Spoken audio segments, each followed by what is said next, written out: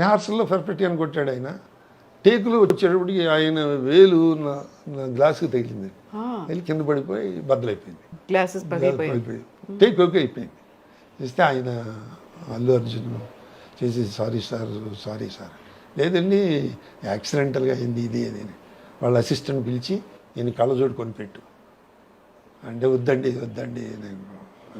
నన్ను తీసుకోవాల్సిందే, పెద్దవారు మీరు, నా చిన్నప్పటి నుంచి చూస్తున్నారు మిమ్మల్ని ఇది అది అంటే కొట్టినవాడికే వరం ఇచ్చే యోగ్యత కూడా ఉంటుంటండి, మీరు ఒక వరం ఇస్తే మీ డబ్బులతో కొనుక్కుంటాను.